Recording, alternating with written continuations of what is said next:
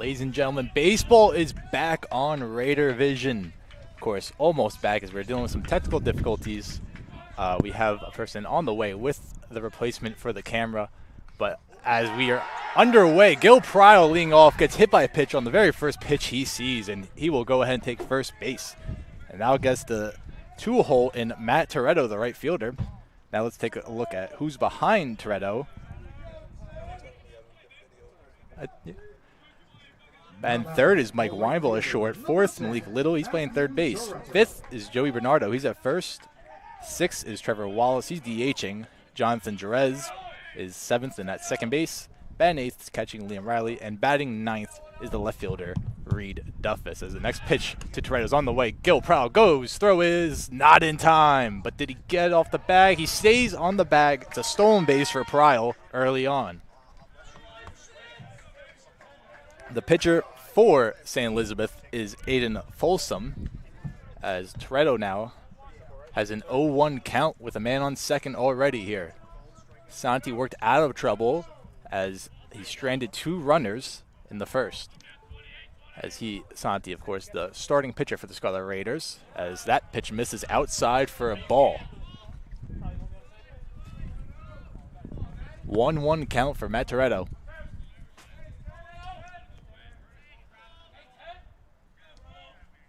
Bunch of new names in the Scarlet Raider lineup compared to last season, of course, with a lot of graduating seniors. That was gonna happen. As 1-2 count on Toretto now. Prowl leads off second, Weinble on deck.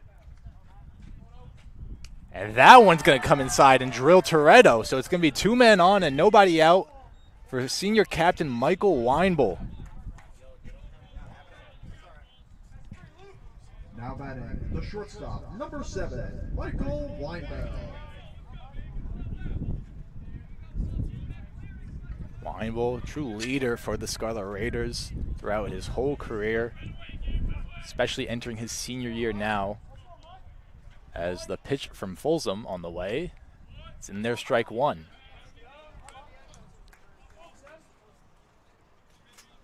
So it's two men on once again. Nobody out still. Shortstop swings and pops this one to the right side, running out of room and out of play. It'll be a strike on the foul ball there. 0-2 now on Weinble.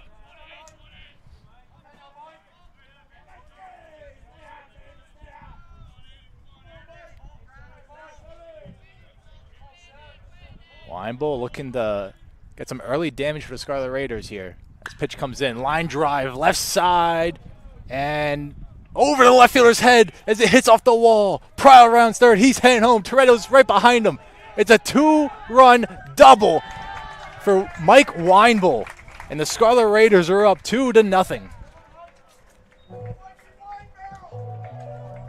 So two hit-by pitches, and it hurts St. Elizabeth more than the Scarlet Raiders. Mike Weinble capitalizes here early on with a no-out double. That'll bring up Malik Little now, the third baseman for the Scarlet Raiders. As help with the camera is on the way, ladies and gentlemen. First pitch to Little. Low. Ball one, as stays right in front of the catcher, no movement.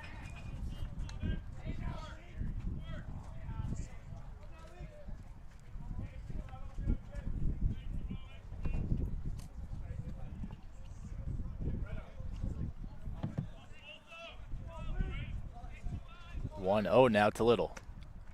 Misses outside 1-1. And we have some footage finally. We will adjust the focus on it in just a moment here.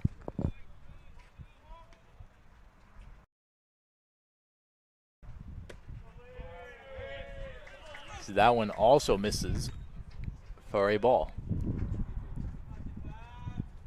So 3-0 count to Little.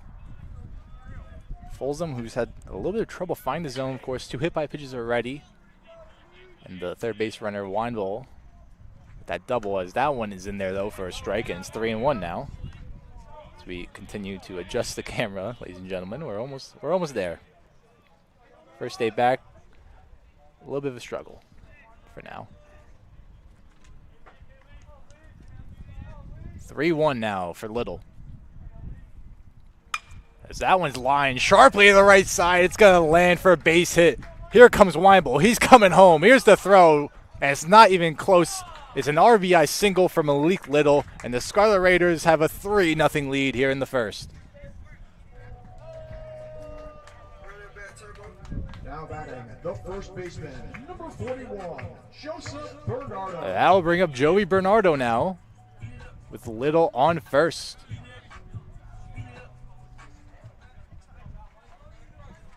Bernardo, one of the veteran leaders in the lineup here today.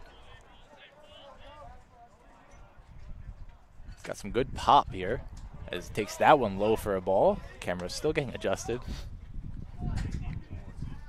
Apologize again for the delay of the stream. As pickoff attempt not in time. He's back in there safely.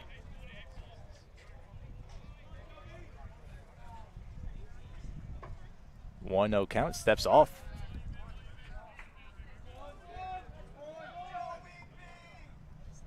Scarlet Raiders have come out swinging so far in this first inning. Next pitch on the way, ground chop to the left side. It's going to go foul towards head coach Connor Corman. So it's going to be 1-1 now.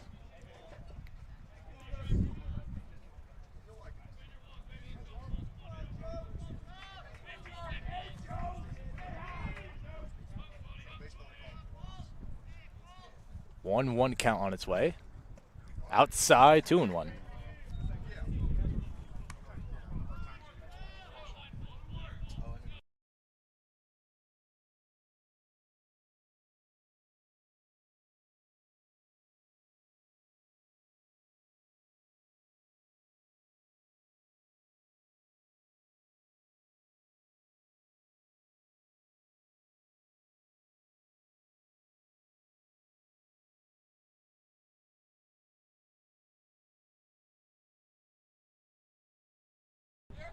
That one lined sharply and caught for the first out of the inning. Trevor Wallace to bat for the Scarlet Raiders. Little leads off first.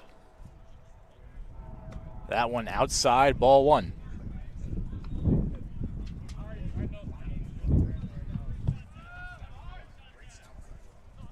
One-0 count. Just joining us now, we had some slight trouble in the first half of the inning. Joey Santi, the pitcher for Scarlet Raiders, worked out of trouble, stranding 2 on base. Pickoff attempt, not in time. Stranded 2 on base before finally getting out of the inning and leaving unscathed. The Scarlet Raiders have 3 runs, 2 from the 2 RBI double from Mike Weinbull, who inherited runners for 2 hit by pitches, as next pitch on its way. That one misses for a ball. And Malik Little with a RBI single bringing home Weinbull is where we are at now. 2-1 count for Wallace.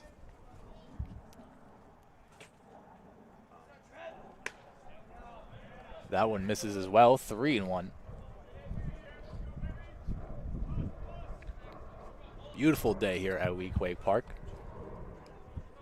However, there's a weather report that's showing a small percentage of snow, which is uneasy, but pickoff attempt not in time. But we'll take advantage of the great weather while we still have it. 3-1 on its way from Folsom. Swung on, missed, strike 2. Full count now. Folsom trying to work his way through this inning, trying to keep 3 as the only number. Wallace trying to add on. The 3-2. Got him looking. Wallace thought he might have missed outside. Umpire right there on it. That'll be the second out of this inning. Jonathan Jerez now to bat for the Scarlet Raiders. He's second baseman here today. On deck, Liam Riley, catcher, and in the 9-hole was Reed Duffus, the left fielder. First pitch on the attempt, strike one.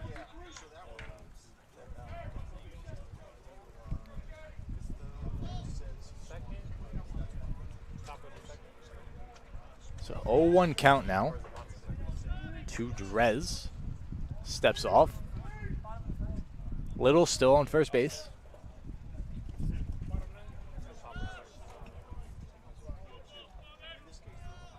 3-0 here in the bottom of the first. Pick up attempt. He's back in there safely.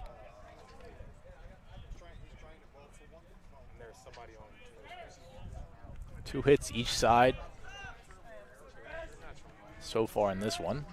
Pitch from Folsom. That one's low. Being up by the catcher, Nessler Jr. there. 1-1 count now.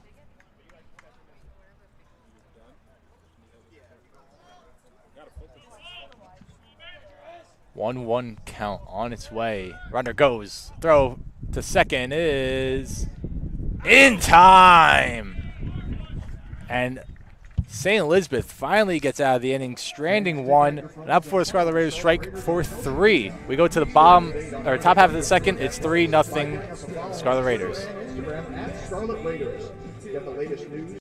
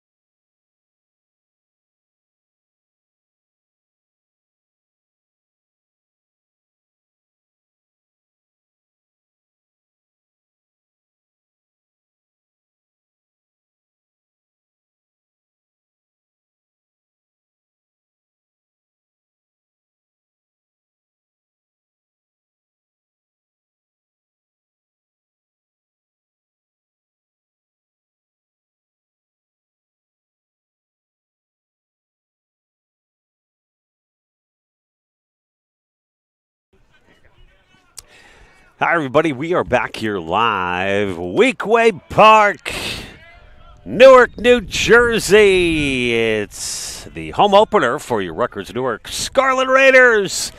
And what a start it has been here today on a gorgeous winter afternoon. That is correct, everybody. Spring has not yet sprung.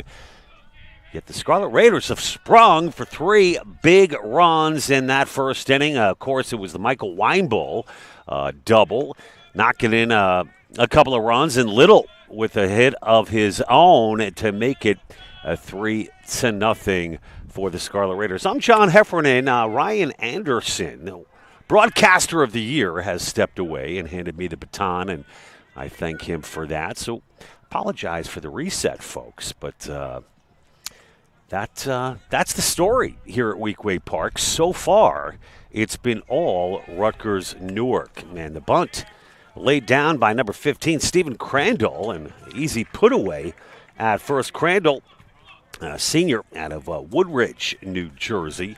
Now batting the center fielder, number 11, Chris Valencia. And there's one out now. If you're just joining us, I want to officially welcome you once again to the Scarlet Raiders home opener here at Weequahic Park on the hill for Rutgers Newark.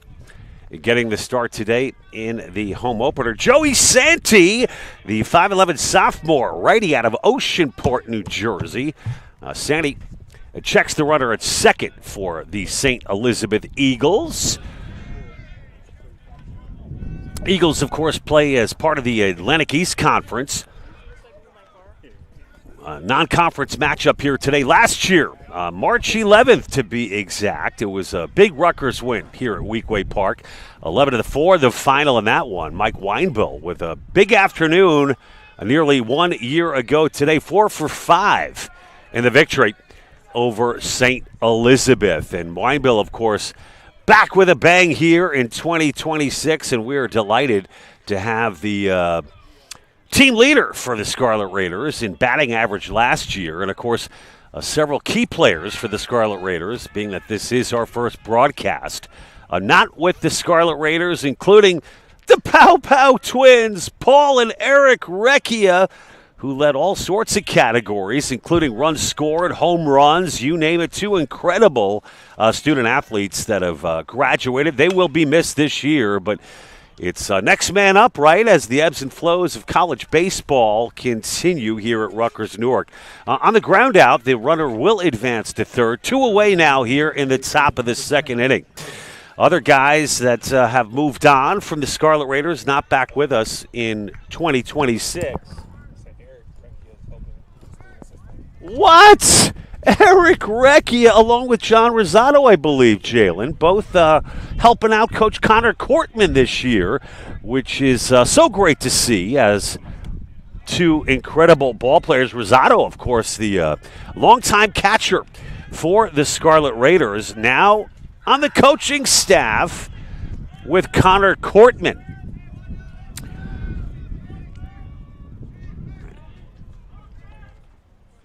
Count now is 1-0, and the flare to right field goes foul. And some other notables not with the Scarlet Raiders this year. Dario Morales, we mentioned John Rosado, Tommy Ruth, Paul Eric Recchia. So all sorts of new faces here today. And we're getting our first look at them along with you as far as being the home team in the Rutgers home white. It's the Eagles of St. Elizabeth, located right here in the great state of New Jersey, in the Tiffany blue pants and the navy blue striped top jerseys. And if you want a little recap from last year, as that one, of course, again fouled out of play, Rutgers Newark in 2025, finishing the campaign at 15-23 overall. And as St. Elizabeth, 16-24 in 2025. They were led by their junior, Trevor Policastro, who finished with an absolutely gaudy 465 batting average. Also pitches for the Eagles. Certainly a player to watch here today for Eagles fans listening out there on Raider Vision and YouTube. John Heffernan with the play-by-play. We couldn't be more delighted to have you here today at Weequahic Park. That's going to be outside. Count now full at 3-2 with 2 away here in the top of the second inning. A runner on third. It's Rutgers with the 3-0 lead off the fine start from Joey Santee, everybody, out of Shore Regional High School. And the righty deals at the full count. Strike 3. Swing and a miss. Down swinging. It's number 10 for the final out. Curtis Battle But look at Sandy continuing to roll. As we mentioned, Rutgers with the win last year, 11-4. And, folks, we're going to bring you so much more as we head to the bottom of the second. Want to continue to recap a little bit about last year and dig into a little bit of how things are going so far here in 2026. As the Scarlet Raiders will be heading south, everybody, for a little spring break. So a little home cooking before the big trip. We'll be back. Bottom of the second coming up, everybody. Don't go anywhere. John Heffernan with Scarlet Raiders Baseball live on Raider Vision. We'll be back with more right after this.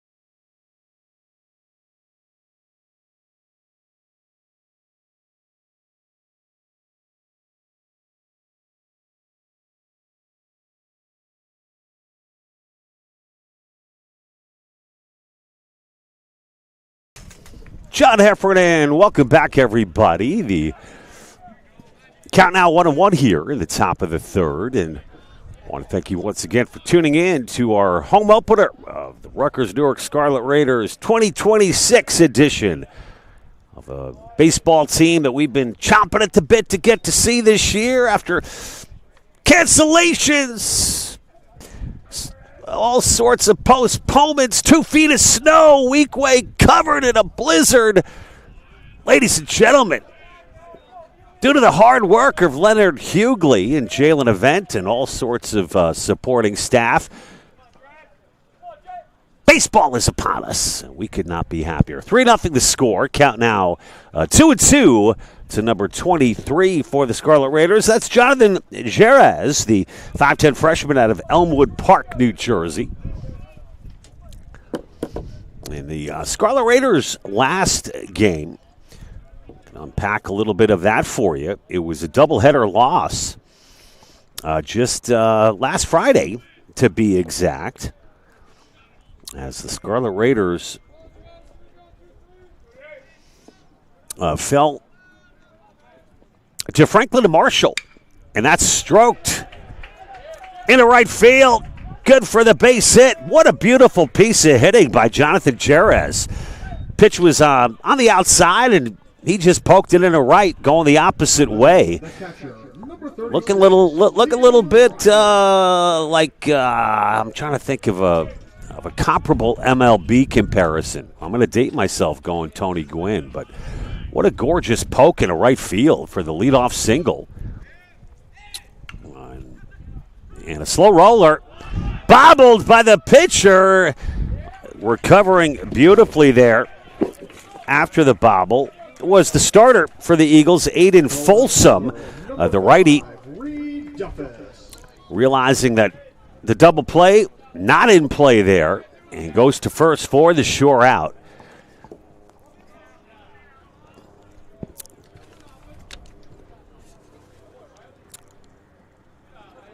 It's Reed Duffus, the senior for Rutgers, 5'10" out of Wyckoff, New Jersey, the left-handed batter.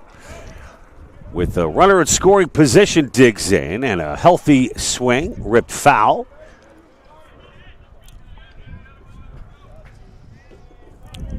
Aiden Folsom, as we mentioned, a 5'11", 200-pound senior, the righty out of Beechwood, New Jersey. Checks the runner at second. A righty-lefty matchup, and that's high and outside.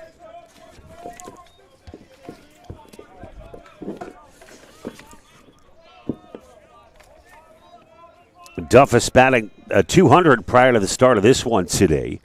15 at-bats, 3 runs scored, 3 hits on the season. And that's in there for a called strike. 1-2 now for Duffus. Duffus going to have to protect here. 1 away.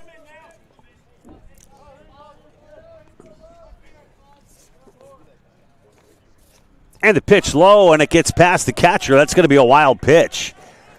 As number 23, John JJ advances for the Scarlet Raiders. So on the error from St. Elizabeth, Jerez now sits at third base. The count remains at 1-2 for Duffus.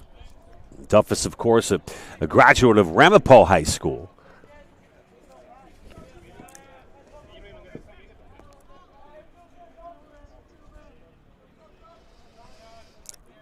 And the 1-2, low, ball 3.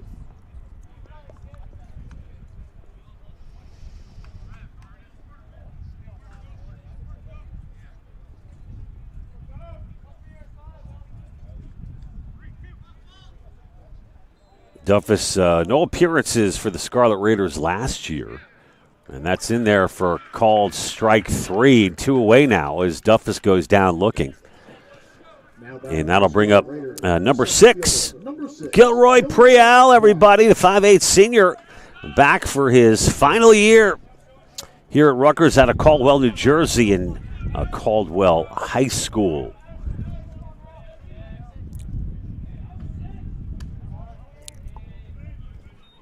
And that first pitch, low, ball 1. Prial. In 2025, he started in 24 of 25 games, hitting .280 on the season. 23 hits and 82 at-bats. And that's going to be a base hit and an RBI for Prial, and that's going to make it 4-0. Coming across to score for the Scarlet Raiders was Jerez, who got things going early.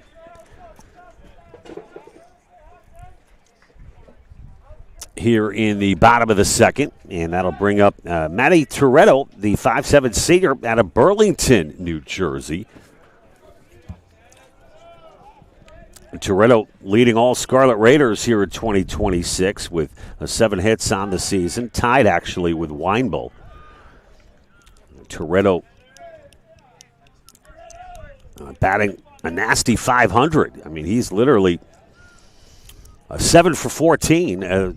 Not sure what he did, though, in his first at-bat. So may have to check up on the live stats there. And caught the rundown and put out for the final out of the inning was Prial, who got jammed up there looking to steal second. A nice play by the pitcher for the Eagles, Aiden Folsom, and that's going to do it. The Rutgers Newark Scarlet Raiders, though, do add a run and make it 4-0 here after 2. We'll be back with more, everybody. Our live coverage of the Scarlet Raiders home opener here at Weequahic Park marches on. 4-0 Scarlet Raiders. We'll be back with more right after this.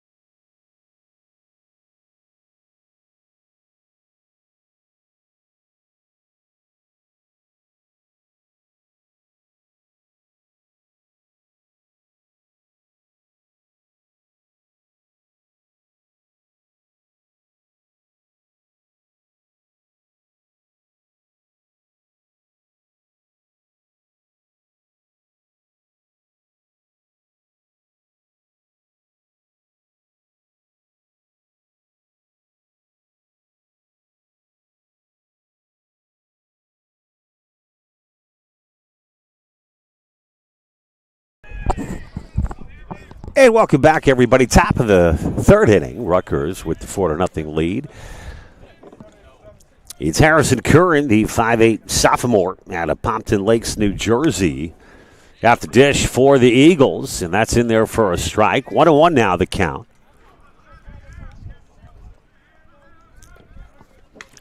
Oh, borderline.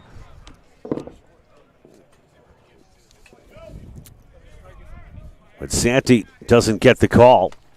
He does this time. Beautiful pitch by Santee. Right on the inside of the plate. And the count now 2-2. Santee, got to say, one of the more efficient pitchers here in the New Jersey Athletic Conference. I mean, this kid just wastes absolutely no time out there on the hill. He gets the sign from Liam Riley, the freshman out of Pompton Plains, and just delivers. And, of course, Riley getting the signal from Connor Cortman, and it's all like one symphony orchestra at Lincoln Center, especially with this a 4-0 lead and the pop out. The Eagles, the first baseman, number 40, Trevor Castro. Good for the first out of the inning. And that'll bring up a number 40 for the Eagles. Say hello to Trevor Castro. This kid's an absolute beast. As we mentioned earlier in the broadcast, highest average in 2025 by a long shot, and still just a junior. Castro batting .465 in 2025. Also, in addition to his first baseman duties, a right-handed pitcher, and certainly good with the stick. He swings right through that one as Santee sneaks the fastball by the big fella, number 40, tipping the scales at 220. I throw the challenge flag on that one, though. And that's a fly out to right. And Castro goes down, and Santee now has two away for the Scarlet Raiders. Santee just continuing to roll here. And any of you youngsters who may be watching out there, Santee just, he's like a Greg Maddux as far as kind of just rhythm and delivery. And it's 3 up, 3 down, deep fly ball in his center field as the Scarlet Raiders make quick work here of the Eagles in the top of the third. Santee continues to roll. Scarlet Raiders coming up. Bottom of the third, 4-0. Rutgers Newark will be back right after this.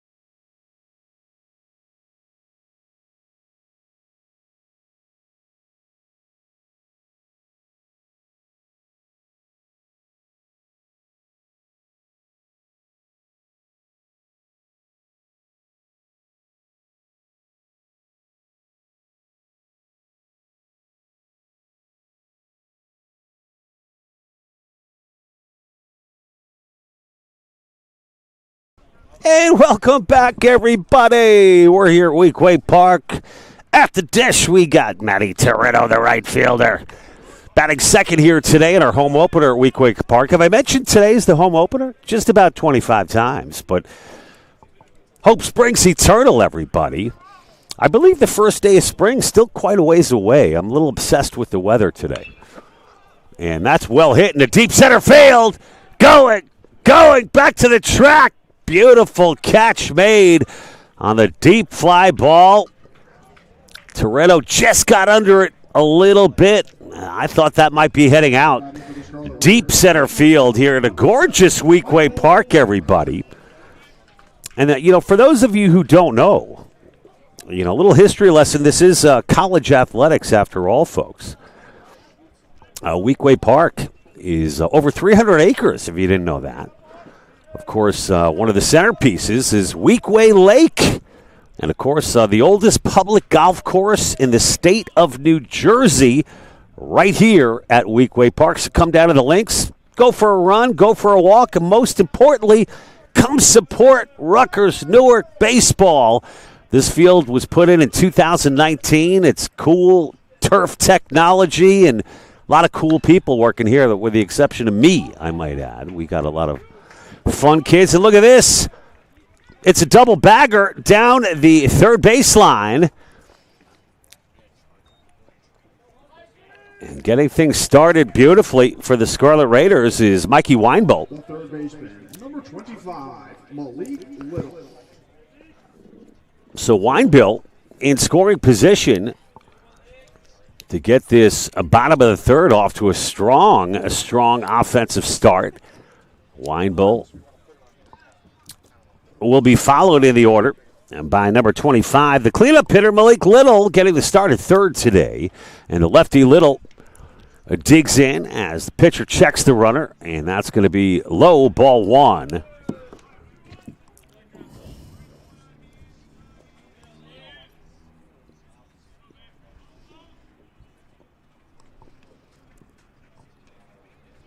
And the righty deals. Oh, man, small strike zone today for the home plate umpire. At least from this vantage point. Might have been a little outside, but who am I to question anybody? 2-0 now the count. A good eye by Little. And that's stroked into deep left center field. That's going to drop in right in front of the wall. Weinbolt comes home to score. Back-to-back doubles for the Scarlet Raiders. Weinbolt followed by Little. And that is a 1-2 combination, folks, that you will see a lot of here in 2026. As Little gets rid of the gloves and puts on the oven mitt to protect that hand. And the Scarlet Raiders now take the convincing 5-0 lead here in the bottom of the third inning. And that'll bring up number 41 for the Scarlet Raiders. Joey Bernardo, 5'9" junior out of Wayne, New Jersey.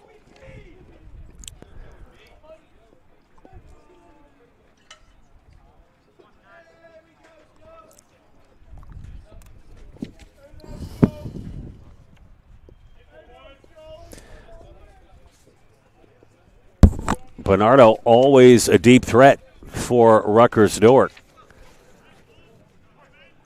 Weinbolt with a Titanic home run in that double-header loss last Friday. Rutgers only win this season coming against Centenary. Is that how you say it, folks? Centenary? And Bernardo gets up underneath it. But it's going to drop in. You got to be kidding me, everybody. Look at the speed from Bernardo with the stand-up triple on the RBI. We got a double. And now we got a triple. And the runs keep coming in. It's now 6-0 after the Bernardo stand-up triple as he knocks in Little to make it 6-0 Rutgers Newark. And the manager, or head coach, I should say, for the Eagles steps in to talk things over with his pitcher. Folks, we're going to take a brief timeout. After the timeout on the mound, we'll be back with more right after this.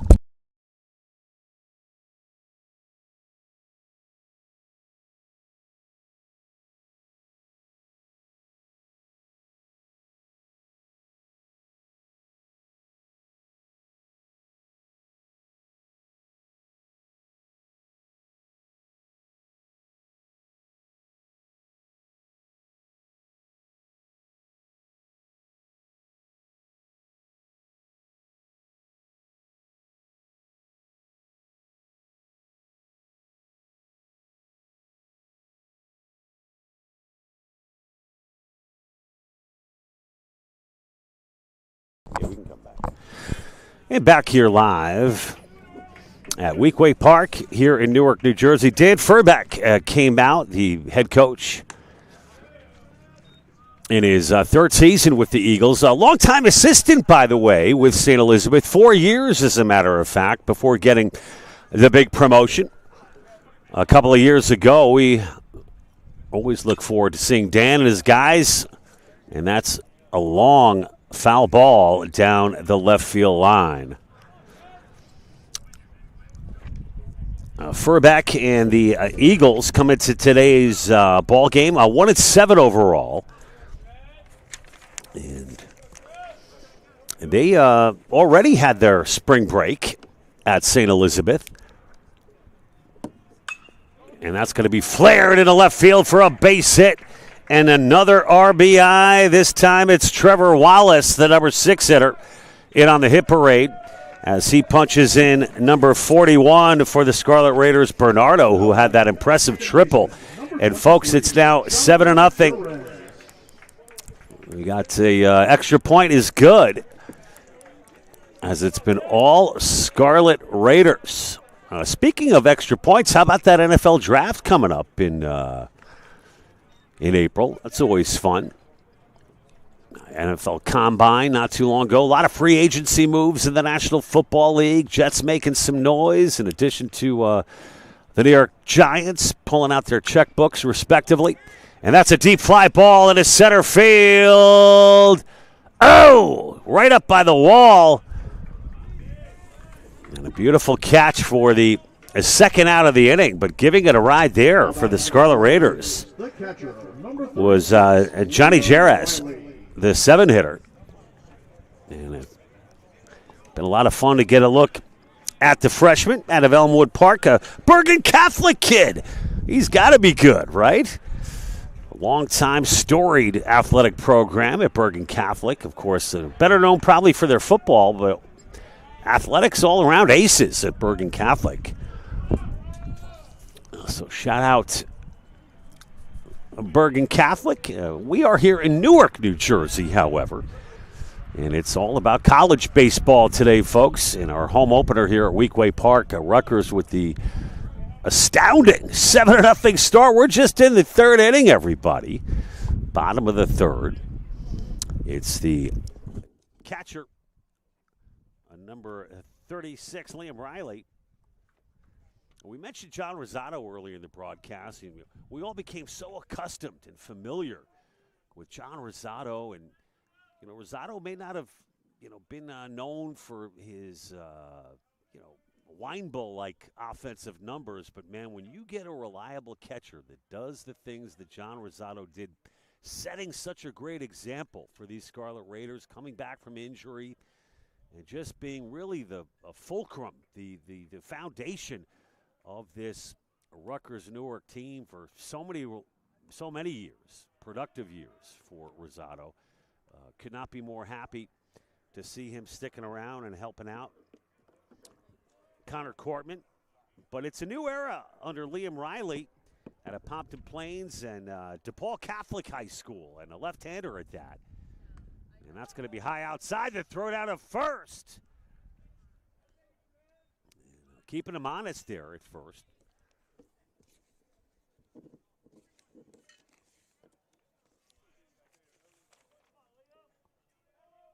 That's Randazzo, Liam Randazzo, the catcher for the Eagles. And very preoccupied with the runner at first. Now, of course, that's the number 7 hitter, I believe, over at first. No, that's not. Jera's got out. And there he goes. Hit and run. That one's fouled away.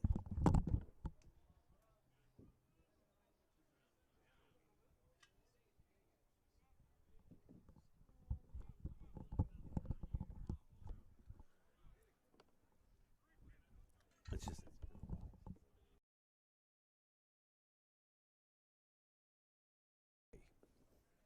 Back to live action. And a swing and a miss. Down goes number 36, Liam Riley, for the final out of the inning, but not before some more damage done by the Scarlet Raiders. 6-0 after 3. Folks, we're going to have much more for you here in our live broadcast coverage of the home opener for Rutgers Newark baseball. Beautiful day here at Weekway. We'll be back with more right after this.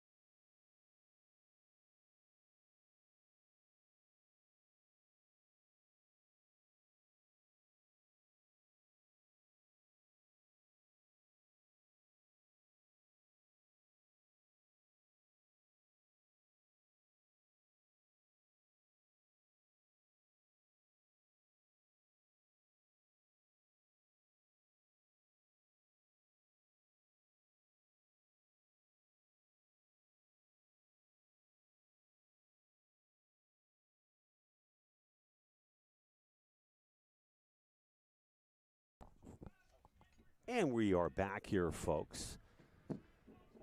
Weekway Park, top of the 4th.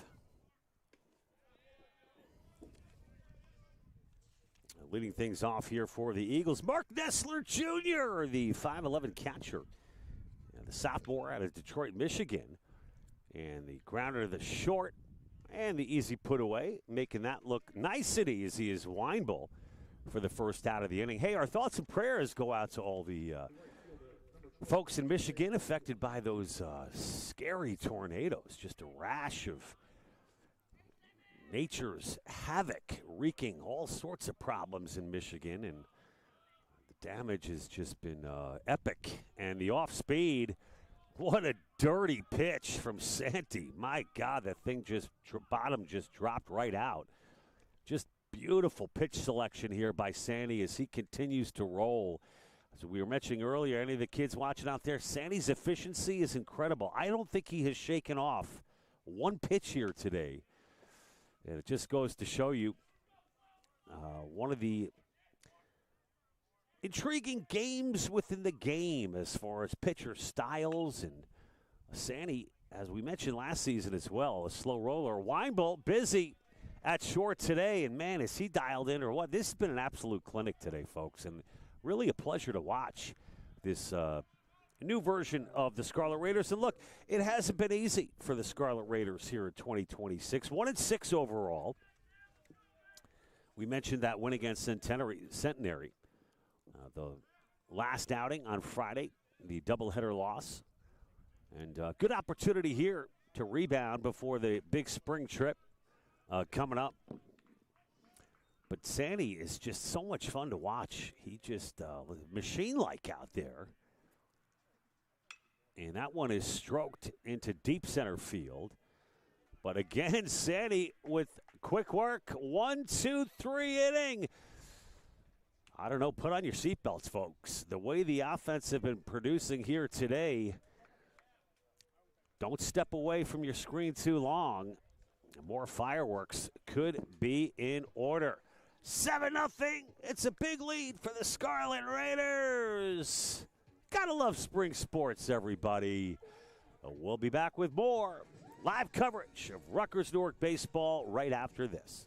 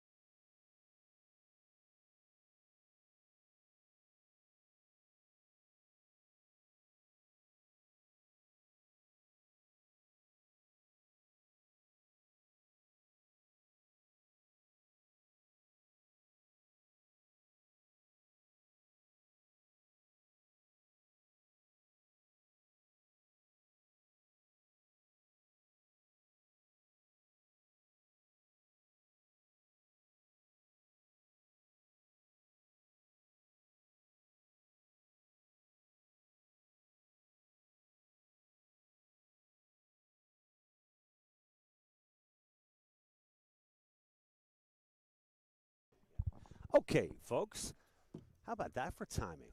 We're actually back here before a pitch.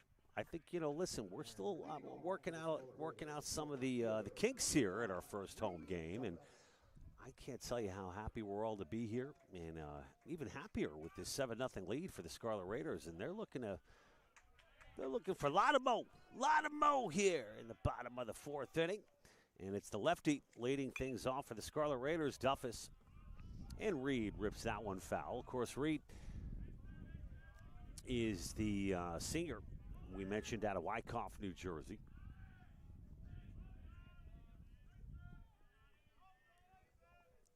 Reed down 0-1. And we got a new pitcher, everybody. Look at this. A righty, and that one's going to get by for a ball. So it's Johnny Santomassino. I think that would be correct. John Santomassino. John Santomassino, a 6'2", 185 freshman out of Staten Island, New York. Shout out Wagner. Got a chance to see Wagner basketball in the NEC Conference semifinals over there at LIU Brooklyn last Saturday night. Of course, the Sharks playing for the conference championship tonight in Brooklyn, New York. Looking to punch their ticket to the big dance of the NCAA's Division I tournament. And, of course, the Sharks head coach Rod Strickland, the former NBA All-Star and New York Knickerbocker, terrific human being. I actually announced that game on ESPN Plus. It was a lot of fun, everybody, and the Sharks advancing to the conference championship tonight. But their opponent was Wagner. I got a little sidetracked there. And Wagner just reminded me of Staten Island, where Santomassino is from. And the freshman getting thrown right into the fire.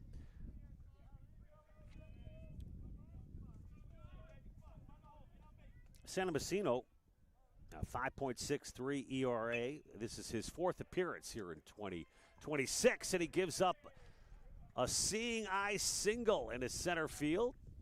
Gotta love the little fist bump there from Duffus. I don't know, man. Is it me, or does this Scarlet Raiders team seem very, very, I don't know, good? I like the communication. I like the defense I've seen so far, and I know Rutgers beat up on St. Elizabeth last season, and you got to play the game though, everybody. And as we know, anything can happen, especially in baseball. Got to play 9 innings. The only sport with no clock, I might add. Some games got 1-0 games. We're 24-0, and I hate to bring up a sore spot, but that was a tough one for the Scarlet Raiders down in Maryland against Johns Hopkins. But Johns Hopkins, man, they always have just incredible athletes. And the Scarlet Raiders have responded this year, and I think getting in some of that warm weather games down south in Florida is certainly going to help as well. And they're getting a little taste of that here today. Temperatures in the low 70s here in Newark, New Jersey today. Man, oh man, I mean, it's just crazy. And runner goes, hit and run was on. Is it fair? No. Kind of out of our sight line here. A long fly ball into foul territory. And the count now at 1-0. Still no outs. Runner on first for Prial. Prial already with a RBI in this ball game today. And the runner goes again. Throw from the knees down to second, not in time.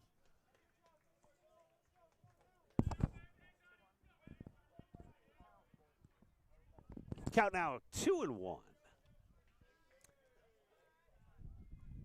Credit the stolen base for Duffus. Duffus now in scoring position.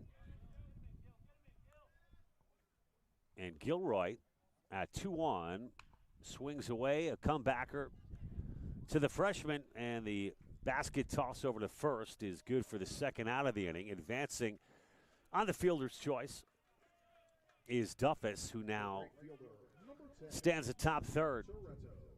And we got Toretto.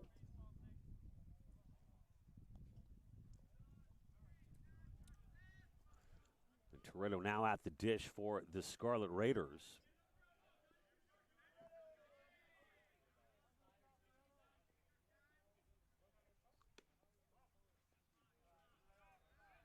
Toretto 0 for 1 today. As the Scarlet Raiders put 7 up through 3.5, 3 1/3, as the kids like to say. We're here in the bottom of the 4th inning. Rutgers with a runner at third, a 1 away, and a 2-0 now to Toretto, who's looking for his first hit of the ball game. And a slow roller to second. And there to make the putout is Curtis Battle out of West Orange, New Jersey. Smart-looking ball player. The shortstop, number 7. Battle making the routine play for the second out of the inning. And that'll bring up Weinbill. Weinbill, obviously, one of the leaders on this Scarlet Raiders team, not only in statistical categories, but so many other things. We get a look at the respect shown there to Weinbill as he gets intentionally walked.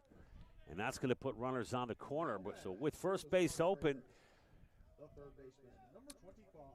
a little, maybe a little bit eyebrow raising there with the 7-0 lead and 2 away, but not really. First was open, and they are going to prefer to pitch to Malik Little. So pick your poison as far as I'm concerned, folks. And, is it me, everybody, or is Malik Little, clearly put some time in the weight room in the offseason? This kid has certainly filled out. Now a junior for the Scarlet Raiders. He looks just massive, big, and strong compared to 2025. Credit to all these guys for the work they put in the offseason. Way out in front of that was Little. What a nasty pitch there from the freshman. Santamacino, who took a little something off of that one and fooled Little in the process. Count now at 2-1 with 2 away. Oh, again, way out in front is Little. Santamacino seems to know where to go with Little. That one seemed to be the same exact pitch, and we'll see what he does here. This time, Little gets a hold of one, a deep fly ball. Oh, gorgeous catch by the center fielder. That's Chris Valencia. My goodness, he goes horizontal for the 3rd out of the inning. So tip your cap to John Santamacino, the freshman coming down and doing a great job in relief for the Eagles. After 4 innings of play, it's Rutgers 7, St. Elizabeth 0. We'll be back with more live coverage of our home opener here at Weekway Park in Newark, New Jersey, right after this.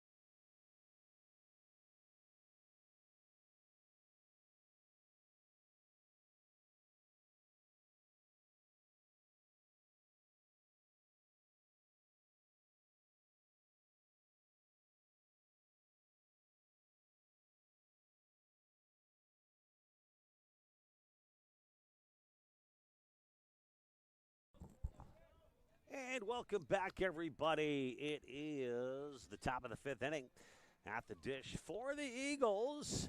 It's number 35. That would be Gabe Castro, the 3rd baseman, 5'10", 210-pounder junior out of Teaneck. And the pitch is inside. 2-1 now, the count. Ladies and gentlemen, we have an historic development. Breaking news here on Raider Vision. I believe this could be a first in baseball annals. This gentleman needs no introduction. Ladies and gentlemen, let's hear it for Ryan Anderson. Ryan Anderson in the house. Drawing the walk there, Ryan, was the big fella, number 35, Castro, for the Eagles. Ryan, first of all, welcome, and I want to thank you so much for stepping in and getting things started here at Weekway on our home opener. A big honor for me to be here today and to be able to sit next to you. How are things going? Good, good. It's always a great day for baseball, and it's an even better day when it's feeling like it's 80 degrees out here, especially with the turf. Ryan, I may have to lose the what do you call this, the pullover? Yeah. I mean it's gorgeous. Well said. Ryan, what did you like there in the first inning? Rutgers getting off to the early 3-0 start. Well, in the first half, Santi he came out with the first pitch for 1 out on the bunt attempt. And then he kind of worked into a bit of trouble, but he was able to find a way to get out of it. And I feel like he's been in, knock on wood, cruise control so far for him. Of course, announcer Jinx probably in on that. And then the hitting-wise, they just woke up immediately. 2 hit by pitches, Weinbold doing what he does, and I think he's got 2 extra base hits right today. He does, without question. And, certainly, Ryan, I feel like they kind of set the tone offensively in that first inning. 100%. And as a pitcher, to know that you have the offensive support right away, right behind you, it allows you to really settle in more, and it's showing right now with Santi. I've sort of beaten this topic to death, but, one thing with Joey Santi, he really just so efficient out there. Just wastes absolutely no time, and I feel like once he gets into that rhythm, it's a good thing for Joey, and just the way he operates, and it's a lot of fun to watch. Yeah, he's got a nice strikeout there as we're talking, and he's got this, he's not over at top, but he's not necessarily 3/4 in the arm slot. He's kind of like in that middle, and it's kind of hard to read. I was hearing someone saying Elizabeth earlier while I was getting photos, like they're talking about the run on it and trying to stay back and prepare for it. But he's been silencing them so far since then. Yeah, that was Valencia, Ryan, that went down swinging on a really nasty off-speed pitch from Santi. And that'll bring up number 10 for the Eagles. It's Curtis Battle, the second baseman. Ryan, one thing Santi's not going to do, he's not going to overpower you with his, 95-mile-an-hour fastball. No. But he certainly is very effective with pitch selection. And as you mentioned, some of the Eagles talking about him before the game, a hard guy to figure out. As far as if you just look at his motion, he kind of hides the ball well until the last minute, and is very machine-like with his delivery, which could potentially throw some guys off. Yes, he is. He's very controlled, very well. He holds his command very well. He's not going to give you something easy. He's going to make you work for that hit. And he's done a great job so far here as we're in the 5th inning? Yeah, top 5 here. Indeed, it's been a bit of a struggle here to the start of the 2026 season, Ryan. No secret there, but I was thinking nice to get a rebound win after a tough doubleheader loss against who do they play on Friday? I'll have to check that in a second. We just talked about it earlier in the broadcast. And that one's going to be popped up in a foul territory.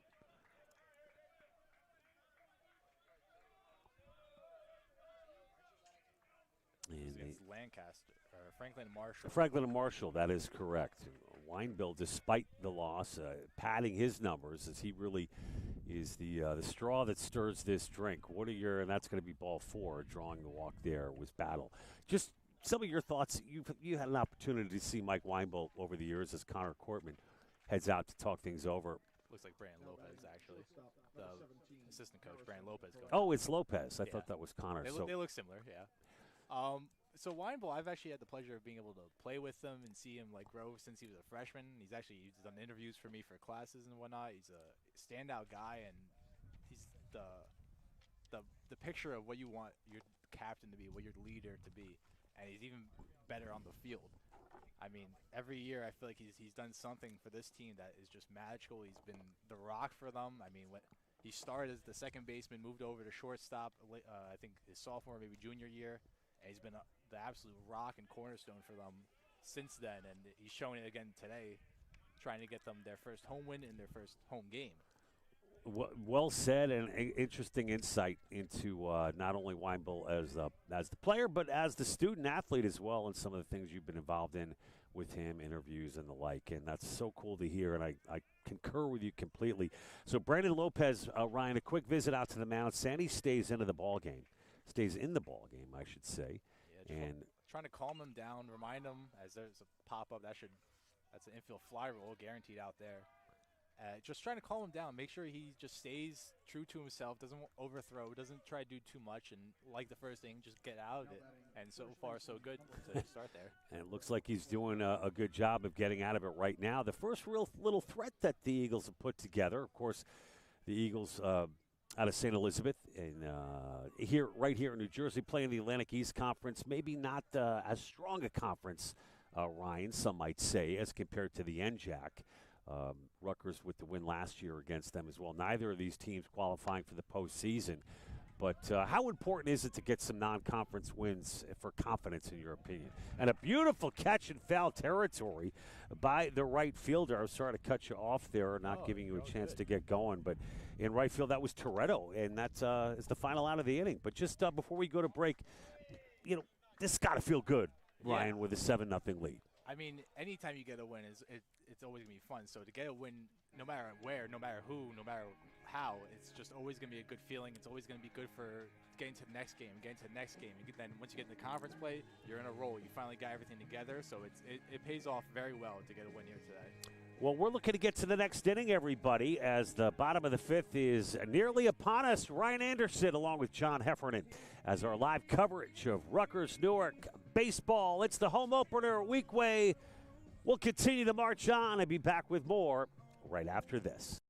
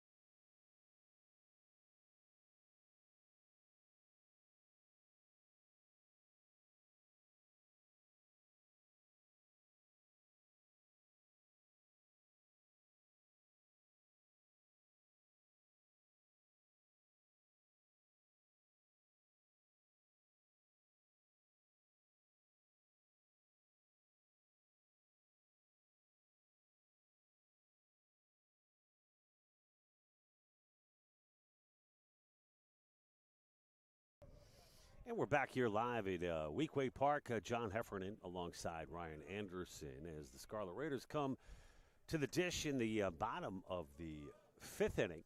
And it's 7-0 Scarlet Raiders. It'll be number 41 stepping to the plate. It's Joey Bernardo, the first baseman out of DePaul Catholic.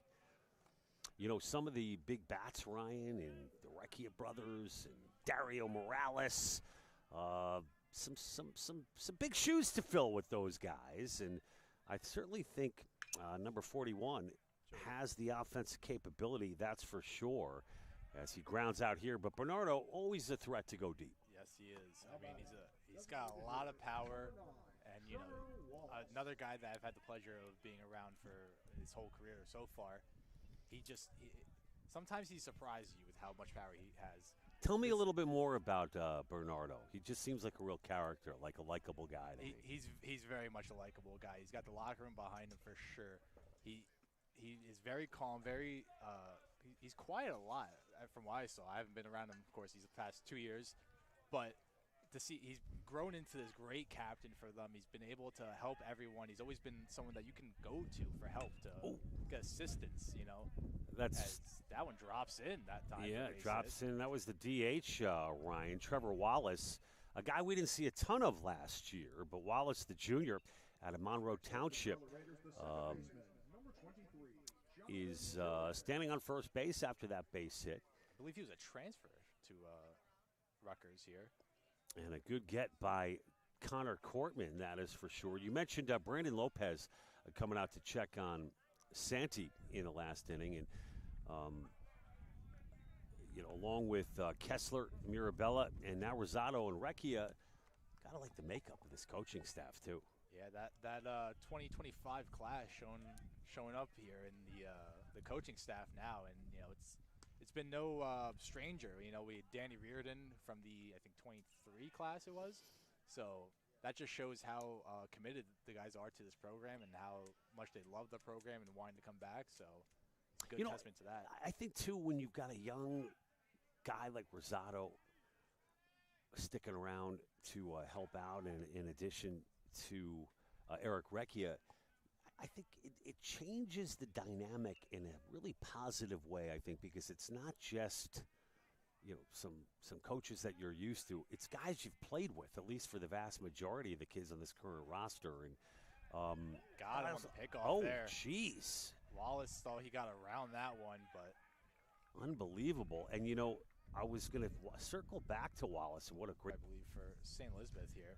Well, I tell you what, this kid that's come in, and he's a righty, too. Usually it's the lefties you see with the crazy pickoff move.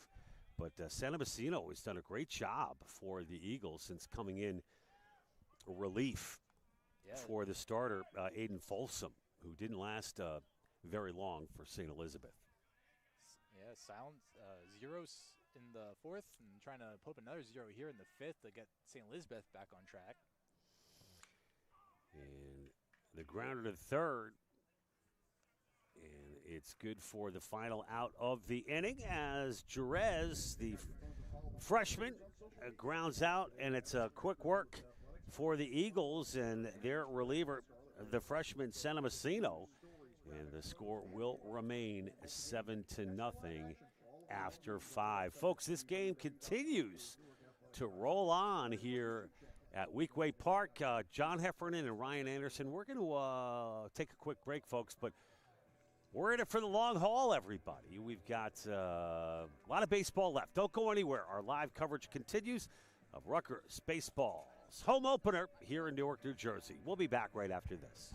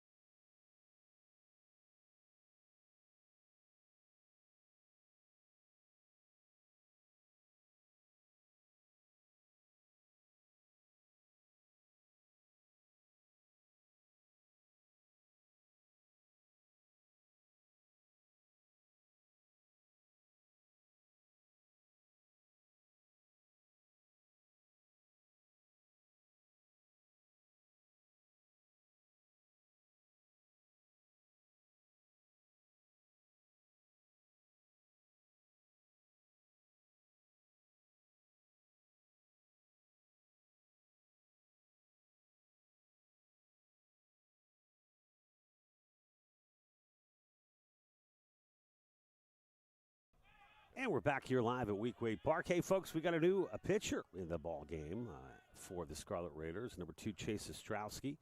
And the righty deals, and first offering in there for a called strike. A 6'1 sophomore, a right-hander out of San Jose, California, in Willow Glen High School. But got to tip your cap to Joey Santi. 5 innings pitched, no runs on just 2 hits. And Santi in cruise control for those 5 innings, and the offense for Rutgers helped out quite a bit, putting 7 on the board through 5. So a good overall performance by Santi. And Ryan, Santi will be eligible to get the W today after pitching 5. But tell us what you think about the sophomore campaign here of Chase Ostrowski. Another year under his belt. It's good to see him out there. I think he's meant to be a junior, actually, if I'm not mistaken. That could be. I think the paper might be off. Okay. But sorry about that, Chase.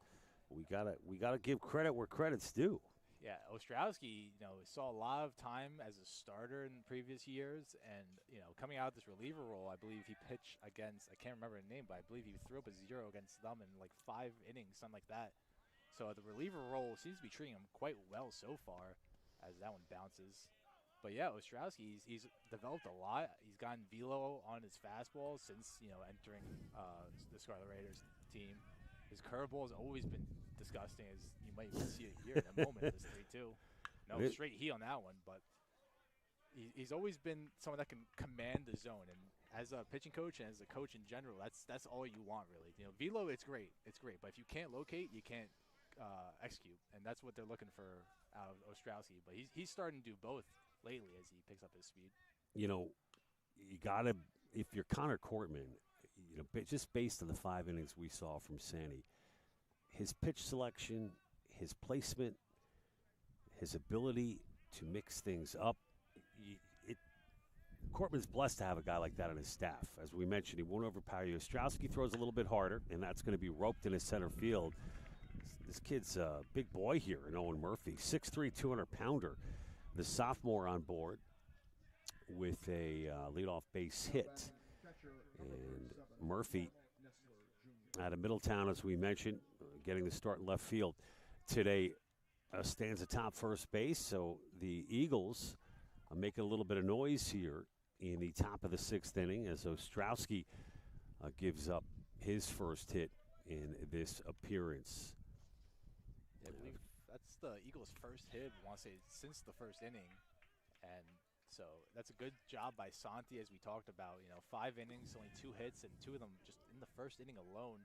Shut him down for 4 innings, that means, So great job by Santi. Now Ostrowski just needs to control it the same way as that one swung on and missed. Beautiful pitch there as he blew that one right past number 37, Mark Nessler Jr., 5'11", 230, out of Detroit, Michigan. The Motor City, as they like to call it, Ryan. Yes, they do, as much as I hate the Tigers.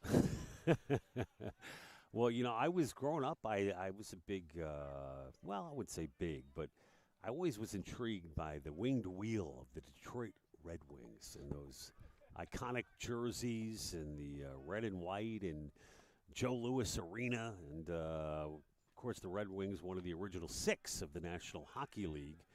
And some battles they had against the Blackhawks in Chicago and the New York Rangers in New York, to name a few. But I digress, Ryan. A lot of news, though, coming out of the NHL. The trade deadline was Friday, Ryan, and the New York Islanders making some big news as they picked up Braden Shen and from St. Louis. And, of course, the New Jersey Devils are looking good with gold medalist Jack Hughes coming from Milano Cortina and gold medal USA hockey team and a Prudential Center just down the road. And good to see the Devils gearing up for the playoffs as well. Yes, it is. As that one's chopped to short. Wine Bowl, double play chance here. Oh, not in time. Really was a slow roller, Ryan, that I think prevented the 2 from being turned there. Weinbolt doing his best to make that quick transition to second. But it's good enough for the first out of the inning as the lead runner goes down on that play at second base. But throw to first not in time. And that'll bring up number 12, Sammy Porch, the 6'3", 215-pound junior out of Jersey City, New Jersey. Ostrowski with that ground ball, that's a specialty. He's not the kind of guy that's going to go straight for the case. He's going to make you put it in play. He's going to make you earn your hit, but it's a tough one to get a hit on. You saw the soft contact. It was so slow to Weinball that he couldn't even get the double play. But that's the beauty of Ostrowski. He's going to get you those ground ball outs, those fly ball outs. He's not going to, a line drive is not going to come easy. Ostrowski has seemed to have settled down a little bit about getting off that leadoff base hit. And the count now 2-0 to Sam Porch Jr. looking to go to the short porch and right, perhaps. We'll see. Good pick off. And he got him. Oh, you got to be kidding me. He made that look so easy, Ryan.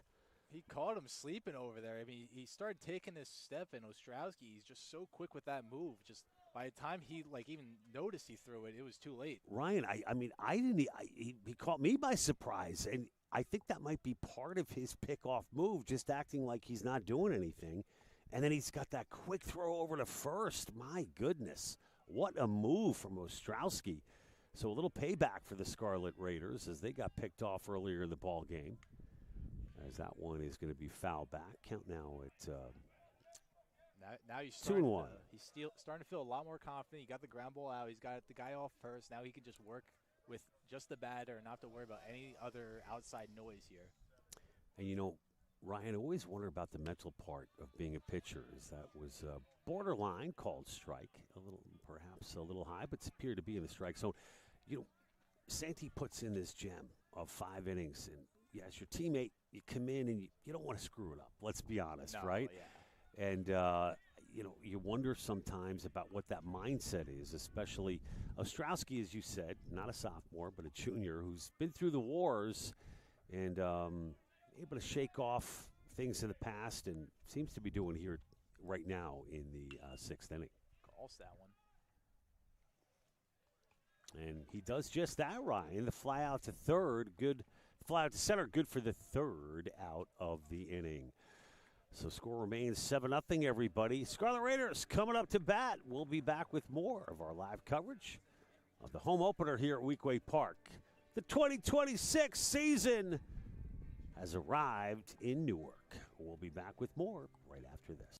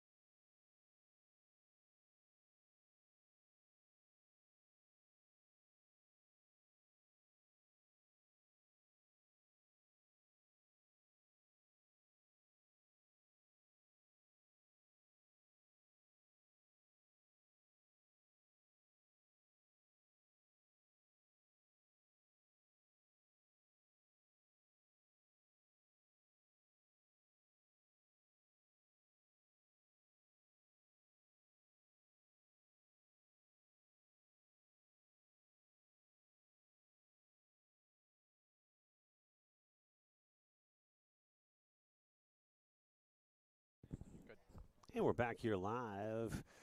Scarlet Raiders coming to bat here in the bottom of the 6th inning. Liam Riley now at the dish for the Scarlet Raiders. Riley looking for his first hit of the ball game. And we were talking earlier in the broadcast, Ryan, about just the importance of this transition from Rosado now to the freshman Liam Riley. Big shoes to fill at the catcher position. And it's been fun to see him for the first time here today. Yeah, I mean, Rosado, no doubt about it, was one of the better catchers we've had in recent history. I mean, especially with his framing, it was unmatched. I mean, and to be able to have him in the coaching staff, it's got to be a great feeling for Riley to be able to learn from him and, develop more. Without a doubt. And way out in front of that pitch, just a nasty pitch from number 7, Santamacino, as the big fella Riley goes down swinging. And I really like what I'm seeing out of this kid, Santamacino, a freshman out of Staten Island, Ryan.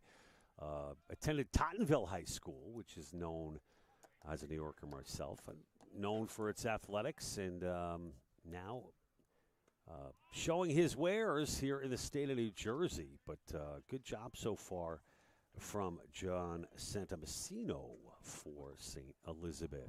We talked about that transition from Santia to Ostrowski and how, like, the mindset. Mindset right. Doesn't change. I mean, you still have to treat it like it's 0-0. Like, this game is still very close. To go from, the runs given up for St. Elizabeth, you still can't change that mindset. You have to stay locked in. You have to treat every at-bat like it's Game 7 of the World Series with bases loaded.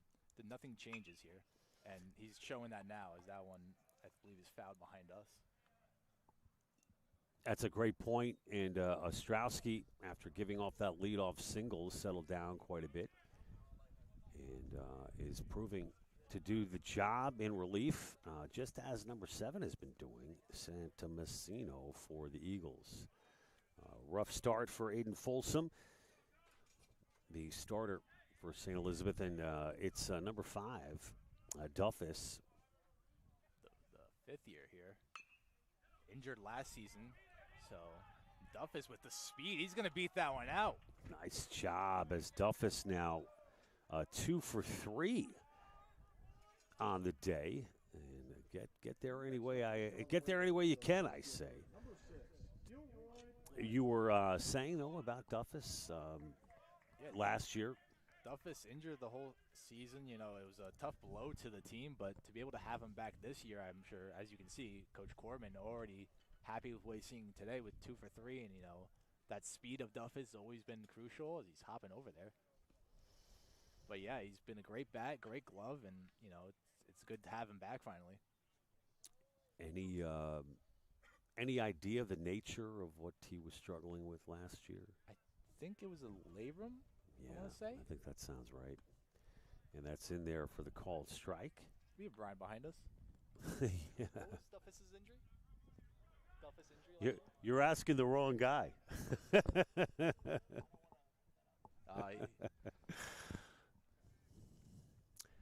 Undisclosed, we'll say. Brian always does a good job. Always protecting his guys, right? Yeah, Trainers Month this month too. Get out of here! I didn't know that. They should be celebrated literally every month for the amount of work those guys do. Throw over to first by Santomacino, and we mentioned Prial quite a bit already today. Ryan, you know, a big part of this team last year as well. There goes Duffus. That one's fouled off. Gill, started in 24 of 25 games, hitting 280 last year. Gill, he's one of the fastest guys that I even know. I mean, this guy, you get on first, it's pretty much a double at that point. He's taking second. I mean, of course, good job by St. Elizabeth last time to catch him on his jump, but that's going to happen with how aggressive he is and how quick he is. He's going to try and just take one and try and catch you sleeping, as throw down, not in time. But he's gonna try and take any base, any way, any time. So, and St. Elizabeth knows it, and they're keeping tabs on them every time. Yeah, always a good thing to have as far as speed on the base path. Speed kills, as they say, Ryan. Another throw over to first. I believe he was heading towards a record his freshman year. I think he was maybe one off, or he might have tied it for stolen bases his freshman year. Well, if we take a quick look at the 2025 stats in that category, as a matter of fact. Dealt with an injury for a little bit, I know, but still was great for them. Runner goes, and it's not in time. Duffus has himself a stolen base, as we talked before. Duffus with the speed, you know, it's sneaky, honestly. Not many people, think of Duffus that speed. As that was the final out anyway. 11 stolen bases last year for Toretto, who led all Scarlet Raiders in that category, at least according to the statistics here. But, yeah, bang-bang play there that ends the inning. And, Ryan, the score remains 7-0 after 6. Folks, we're going to be back with much more. We're going to talk a little bit about this trip to Florida, Ryan, and I think 6 games down south. So we'll talk a little bit more about that as innings number 7 is just moments away, everybody. We'll be back with more Scarlet Raiders baseball. Our live coverage on Raider Vision continues right after this.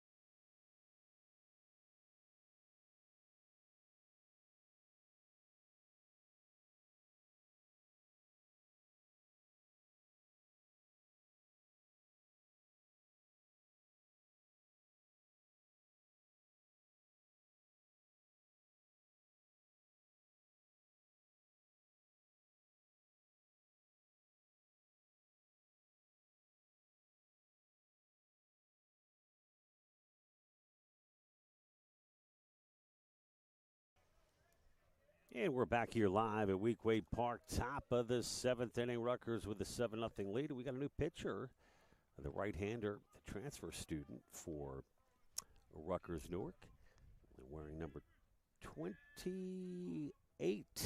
The transfer from Brookdale Community College, making his home debut, his third appearance on the season. Let's give it up for Richie Barton. And Ryan, big guy at 6'5". He's the tallest pitcher on the roster. Is that one a little wild in the dirt? It's Be interesting to see what Barton brings. You know, I like to consider myself pretty tall, and I wouldn't want to stand next to him because he'll just tower over me. Ryan, which begs the question, I don't know what you got eligibility-wise as a graduate student, but, you're a big guy, man. Tell us a little bit about any sports in your past. I mean, I was here for the 3 years, back 2020 to 23, I think is when I stopped. So, I'm familiar around these guys, but not many of them anymore. I guess most of them are graduated and gone all new now. faces, yeah. I got one more year left of guys that I really recognize now, but yeah, I was with these guys for a while, and you talked about the Florida trip. I went a few times with them to Florida. It's always a good time, and it's always a great experience. Good bonding experience, I would guess. And today it doesn't show that, but a lot warmer usually. Right. Today though, this is I remember the last time we had this kind of weather in early March. You famously walk around in subarctic temperatures with a T-shirt on. So this for you is a walk in the park, pun intended. But, I was a little nervous when I was wearing my T-shirt. I was like, oh, I might need another sweatshirt. But right. So Ryan, how is school going for you? I know you're a graduate student, or I've graduated fully now. Oh, are you? I thought you had some. Geez, I'm sorry, Ryan. No, you're good. Like I said, home opener, still working out the kinks. But I was under the impression you still had a semester left or something like that. No, I've graduated at this point. Okay, and you do have a graduate degree as well? No, just bachelor's. Oh, okay. That's where I got jammed up. And that's going to be popped up in a fair territory. And making the catch is big number 41 for the Scarlet Raiders over there at first base, Bernardo for the first out of the inning.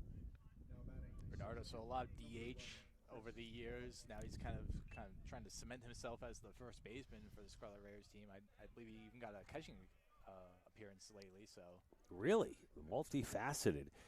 Ryan, that'll bring up number 11 for the Eagles, Chris Valencia, the center fielder.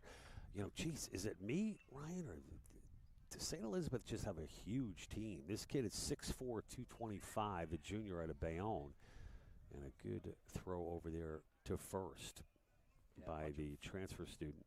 Got a 6'5" pitcher versus a 6'4" hitter now. My gosh. Ryan, you mentioned being around the team, both as a student and now as a content creator here for Rutgers Newark. You've seen a lot of players come and go, but I feel like those Recchia twins are really kind of a once in an every 10, 20 years kind of deal. Well, apparently it's a twice now because they're twins, so it might be a twice in every kind of deal. Right. You said it. But, I mean, obviously I don't want to highlight, too much from the past, but as that one stroked to Weinbill, who's going to take it himself and throw over to first with the double play, vintage Mike Weinbill. Ryan, your thoughts? Yeah, no, that's just a great play. That's what Weinbill, that's what he does. He doesn't make many errors, and great job feeling that, containing himself, and calling off the second baseman, Jerez, there for the little play. Well, I am interested. This is what we call a teaser in the industry, Ryan. We're going to circle back to you to get your take on what the Recchias meant to this team, and Dario Morales as well. I want to give some of those guys the credit they deserve. Tommy Ruth has moved on as well, I believe, and some other notables as well. And this game continues to march on, everybody. 7-0 as we head to the bottom of the seventh. Scarlet Raiders coming up. We'll be back with more live coverage of Rutgers baseball right after this.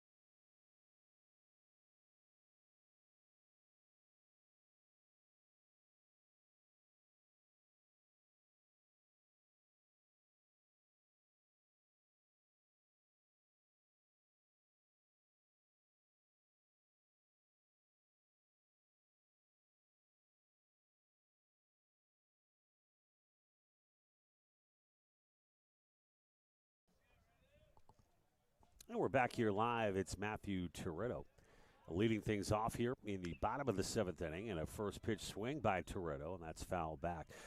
John Heffernan alongside Ryan Anderson in the Raider Vision home opener broadcast of Rutgers Newark baseball here in 2026. And the righty deals per Toretto, very aggressive up there. In the hole now at 0-2. Toretto today, Ryan, I believe he came in with a 500 average, still right? looking for his first hit. Yeah. Came in with that 500 average, though. He got hit in the first inning, resulted in a run after the Weinbold double. Now just trying to collect himself and find a way on here. Ryan, speaking of getting hit, is it me or did Paul Recchia break every single Rutgers Newark record by hit by pitches? He had to. I mean, there's got to be a way to check that. But him and his brother really duking out to see who could get hit more, I think. And I feel like they're impenetrable. They're made of steel, and they're pretty close to the plate. So they never really checked on the Recchias. They usually check on the ball after they're hit. So well said. I think they. Were they both tied for home runs last year, or no? It was I think close, at least. Yeah, at least. And Toretto pokes that one into center field, but charging forward to make the catch for the Eagles was Sam Porch Jr. No, that's the right fielder. That was the center fielder. Valencia, I believe. Chris Valencia. Valencia is correct. Chris out of Bayonne, New Jersey. And that'll bring up Weinbill. Your thoughts on kind of the legacy that those two kids made here at Rutgers Newark, Paul and Eric? I mean, they weren't afraid of getting on any way possible. As you mentioned, a lot of hit-by pitches. They taking one for the team. Whatever, their box was their box, and no one was taking it from them. But they also just, were a leader on and off the field. I mean, I believe both had 4.0s. Yeah. So just the definition of what a student athlete is, to be able to do that in the classroom and then be as great as they were on the field. That one in their first strike on Weinbull. But yeah, just true leaders on and off the field, those two were. And I mean, it just goes to show how close they were, how they are twins after all, and in every aspect. 7-0, well said, Ryan. This score, it's Weinbill, who's 2 for 2 here today. And Ryan, we talked a little bit about, I think it's today or tomorrow, currently Rutgers student body-wise are on spring break, correct? Way out in front. Not yet. I think it's next week. Oh, it's next week. I thought it might have started. Weinbill goes down swinging on a nasty pitch from San Messino. Either way, Ryan, you mentioned that trip. You've been on it yourself before. What do you think, other than the obvious, the nice weather, bonding, what did that trip do for you, and what are some of the things? 6 games, it's no joke. They're really got a lot on the games that count, I might add, as well. Tell us your thoughts on that trip down to Florida. As a player, it really gets you into game shape, really. It's 6 back-to-back, constantly playing, and be able to, it kind of gives you a grasp of who everyone is. It lets you know how you guys bond well with each other, and it gives, like Coach Cortman, it finds out, who belongs where, who should be starting, and maybe that guy should be in the relief role, maybe the reliever should be in the starting role. Defining positions and guys fighting to start and all of those things getting worked out for sure. How is Davenport, Florida? Have you been? I also know they get over to Winter Haven as well as part of that big kind of jamboree, as it were. Very nice area, Davenport. I mean, like I said, I was mainly just in for the warmth at that point, to be able to take a break from the 20-degree potential snow weather. It lets you heat up the bats and lets you heat up in general. Malik Little goes fishing, and another nasty pitch as Little goes down swinging. He was fooled by number 7, San Messino, who continues to do a great job in relief, shutting things down once again. Ryan, we are through 7. This one's flying by. 7-0. Scarlet Raiders got off to a quick start in that first inning, and 5 strong innings from Joey Santi have done the job so far. We'll be back with the top of the 8th inning. The Eagles coming up to bat. We'll be back with more live coverage of Rutgers baseball on Raider Vision right after this.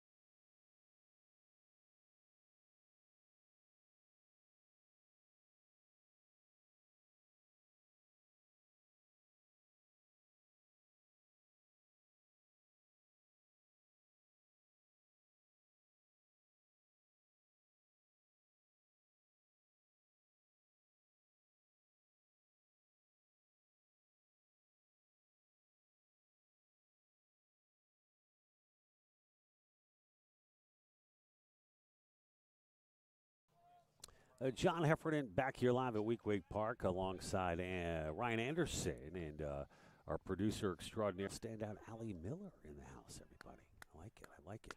Curtis Battle, the lefty, takes a called strike. Rutgers with the 7-0 lead.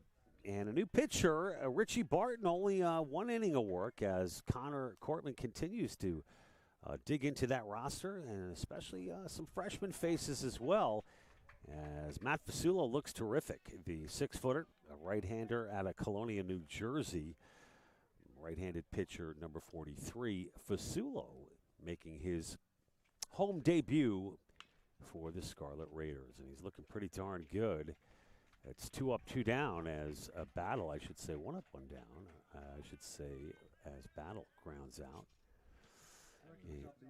It's tough to come in as a freshman in general, but to come in with a lead that you have now, it's always a calming experience. And, to get the first out on the first batter, it's going to help you fly right by. Well, it certainly gives Connor the luxury to toy around and get these guys, this freshman specifically, Ryan, some much-needed game experience at home. And as you said, the moment can sometimes be overwhelming. You think about the fact that these guys are less than a year removed from high school, the freshmen, of course, and one on the hill right now, and that's going to be flared into right field. Looks like it could be trouble, and it is, and it drops in for the base hit for Harrison Curran, the sophomore out of Pompton Lakes. And the Eagles have a runner aboard as the freshman Fasulo gives up his first hit here today in this appearance. Richie Barton, your thoughts? I know it was a short glimpse, but what did you think about the kid? That's just enough as it is. If it's a short glimpse, that means you did your job and you got it out there as quick as possible. Exactly. Something that you always focus on as a pitching coach, you focus on efficiency, and that could not describe it any better, as that's another weak base hit.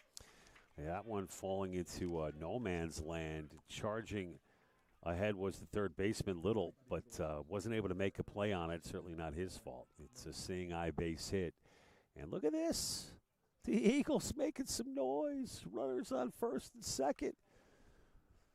7-0 the score. John Heffernan alongside Ryan Anderson, and that'll bring up number 16, Owen Murphy. And this guy's kind of scary.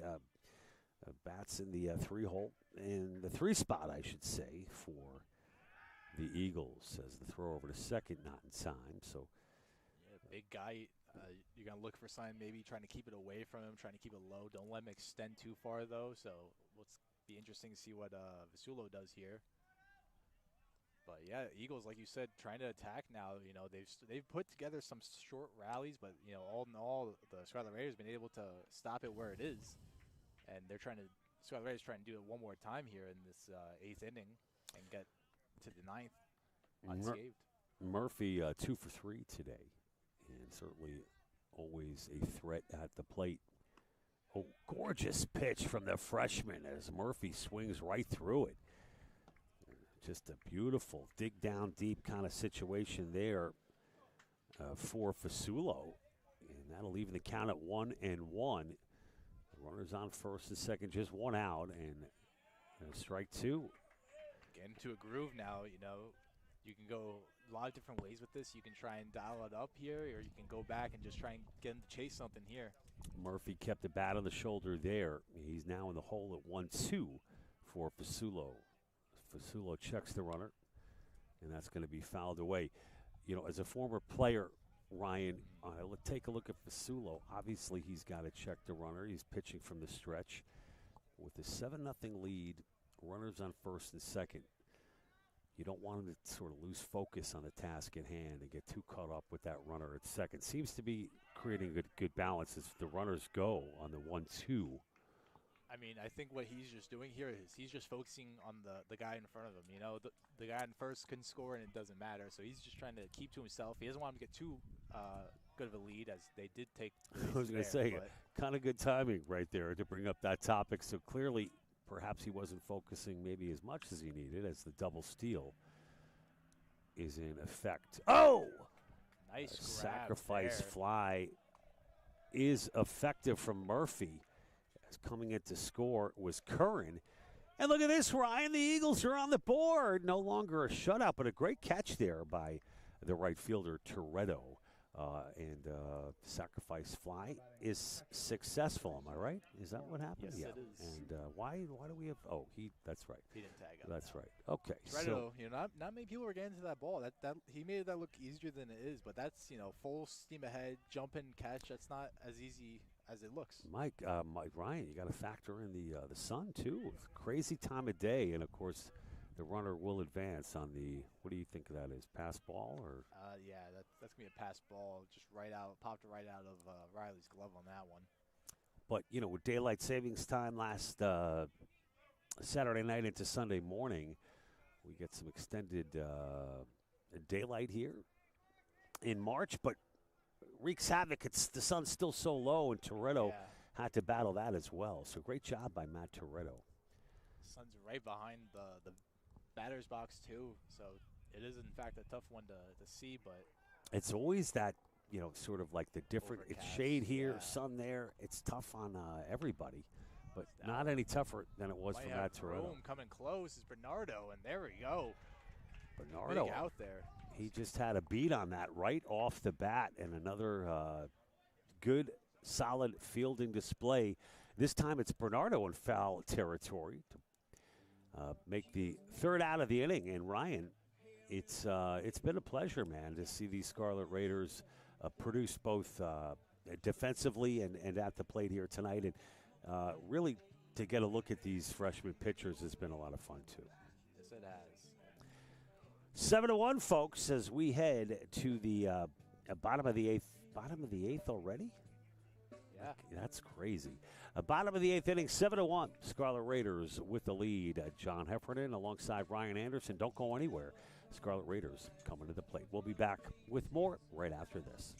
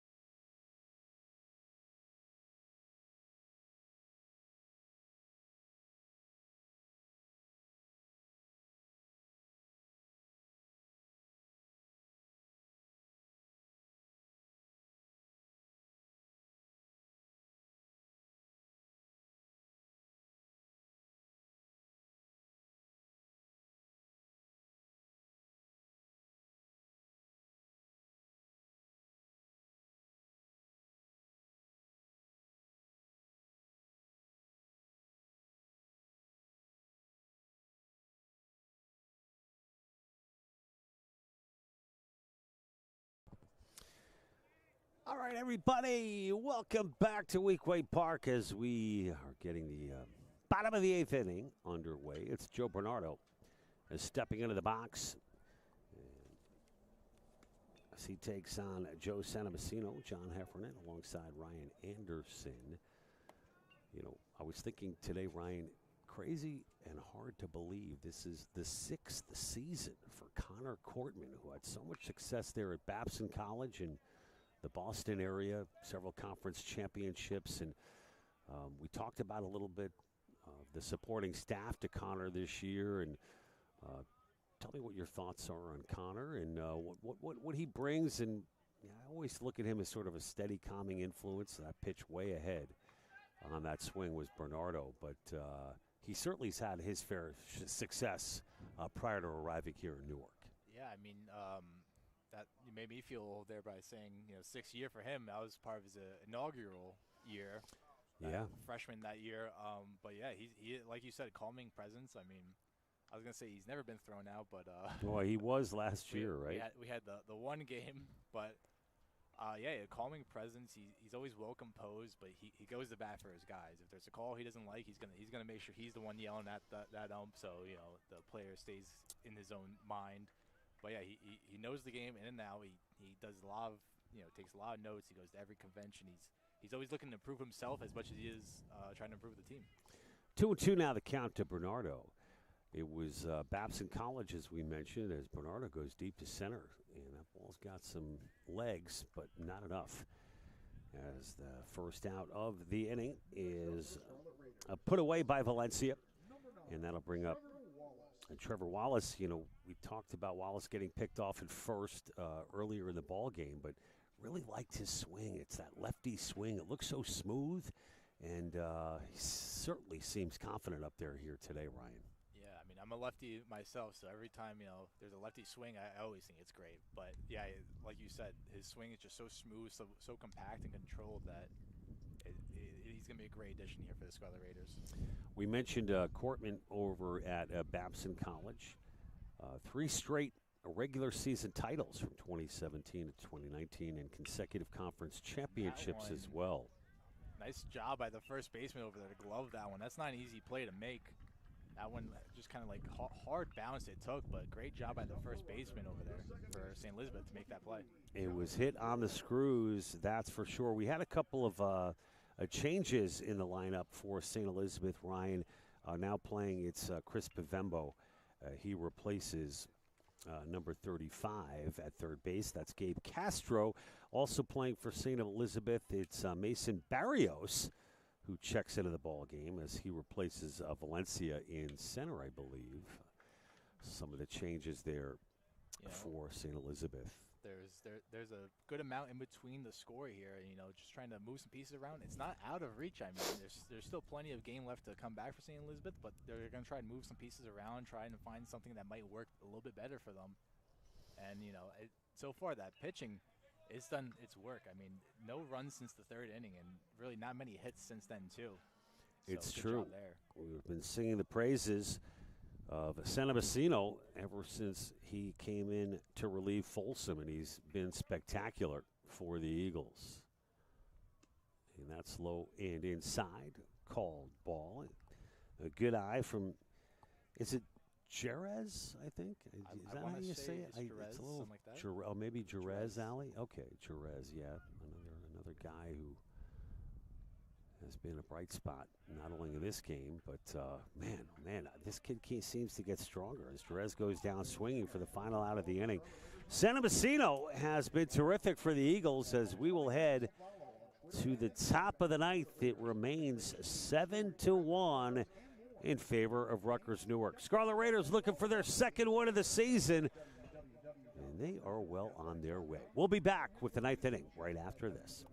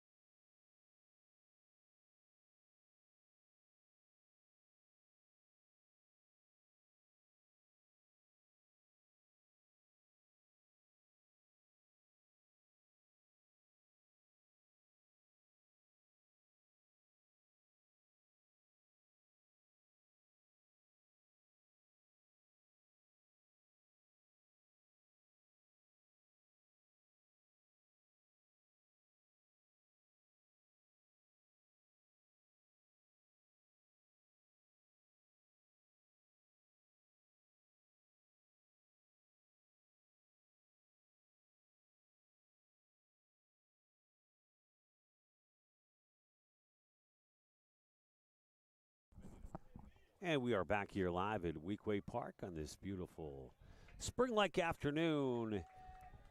Rutgers 3 away from a convincing home debut, season opener victory against St. Elizabeth. We've got a new pitcher, Ryan Anderson and John Heffernan here. It's Justin Benito, Ryan, Jr., 6'2", out of Edison, New Jersey, and the righty. Deals got to be, what is this now, Ryan? Five pitchers? Yeah, I mean, with the league, you're just trying to, get some guys, their reps, trying to see how they play in certain positions. And, right now they're trying to see how Benito does to see if they can just get him this first home victory in the first. And Weinball, what a play by Weinball. Oh, throw is God! in time. That's the defensive play of the game. He had the unassisted double play, Ryan. The backhander here in the sun. That's a world-class web gem right there by Michael Weinbill. Gorgeous play and made it look easy. And the throw and the scoop at first, just absolutely spectacular. Yeah, he's just a vacuum over there at shortstop. Just hit it anywhere but there. He'll find a way to get it, though. And a great scoop over at first base by Bernardo for the first out of the inning.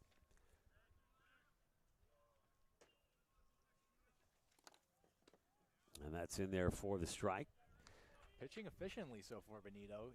Obviously knowing that defense behind you is doing their job, it helps a lot with the confidence, and he's just staying composed and just quickly getting the ball back and right back to it. I always wondered, Benito, the fifth pitcher of the day was Fasulo. Prior to that, Richie Barton as well as Joey Sandy, who got the start. Who am I leaving out? Ostrowski. Ostrowski, right. Short appearance from Ostrowski. And look at this, man. So what is the efficacy, Ryan, for this kid pitching from the stretch with no one on base? Oh, no, full windup here. My bad. Yeah, no. Some people, they do go by a stretch. I remember someone from my senior class was Roger D'Antoni. He never went from the windup. He always was a stretch guy. And, some people, it changes depending on how you feel. If you're more comfortable one way, you'll stay throwing it that way. So it just depends. Like what we're seeing here from the latest pitcher for Rutgers Newark, the junior Benito. And a fastball on the ground over to the hot corner and a strong throw from the Scarlet Raiders. That's number 25 playing at Malik Little. Third base. Little. A two-way, one out away from victory. We've talked about, the pitching from this Scarlet Raider team, and it's just been the key for it all. I mean, the hitting, of course, obviously, 7 runs will definitely help the pitching, but to be as efficient as possible, not step the foot off the gas and keep going, it helps build success here. Chris Bavembo takes the ball, and Ryan, I want to thank you once again for all that you do here at Rutgers, including your broadcast capabilities. You do so much, and we're thrilled to have you here today on the air. Yeah, of course, and a big shout out to the other videographer, Mia Lopez. I think she's down the third base line right now getting the footage for the recap to come. Terrific. But yeah, and it's a fun time. Scarlet Raiders leaving on a jet plane in a day or two to head down to Florida, and we will not have coverage for you of those next 6 games, but they all count. We want to wish Connor Cortman and the boys a safe and successful trip to Florida as our coverage of the 2026 Rutgers Newark baseball team will continue upon their return from Florida. To be more specific, that will be Saturday the 21st, I want to say? March 21st. It's 11 a.m. start against Plymouth State, part of a doubleheader. Ryan, I think you're doing the call on that Yes, one. I am. So good luck on that call. And, hey, man, gotta like what we've seen so far here today. Yeah. And if we had a player of the game, who might you pick, Ryan? There's a toss-up. There's a few names. I mean, Little had a great game. Weinbull might have taken it from him. Santi, of course, send the tone, but maybe Weinbull or Santi, 2 guys that without them in the lineup in the field, it's a different ball game right now. But the whole team in general, of course, doing their job. Everyone, even if they didn't get hit, just feeling your position, just not taking yourself out of it is already a good aspect, as there's a walk there from Benito and a man aboard for St. Elizabeth. Yeah, well, you said it. 2 hits apiece for Weinbill, Little, and got to throw Trevor Wallace in there with a couple of hits as well, in addition to Duffus, who kind of broke out here today as well. Of those guys, how many are seniors? I know, I think, is it just Weinbull? Yeah, so maybe I think we might get Mikey back in here to just kind of set the tone after the game. Allie Miller, how are we doing with video capabilities after this game? Everything working? Terrific. So stay tuned for our post-game MVP interview, and we hope to grab Mike Weinbill, as that's a nasty pitch, Brian, way out in front. Just kind of falls out from underneath the bat there and just swings right over the top of it. Not a lot Mason Barrios could do there for the Eagles. 1-1 now the count with 2 away. I feel like this has been a great preview of the season with all the pitchers we've gotten to see, and that's in there before the strike. Great job by Riley there on the frame. I mean, it definitely looked like it came in over the plate as a ball, but the good framework by Riley to bring that down, stole a strike there. So Benito now 1 strike away, and he gets it to end the ball game as Barrios goes down swinging, everybody. How about that, everybody? Scarlet Raiders, final score 7-1 as they defeat the Eagles of St. Elizabeth University. And with that win, the Scarlet Raiders improved to 2-6 overall as they'll head down to Florida with some winning vibes, and they hope to continue that this week. Ryan, any final thoughts before we try to go grab Mike Weinbull? Hopefully Connor Cortman will let us do that. I'm going to go on the search. You take it over from here.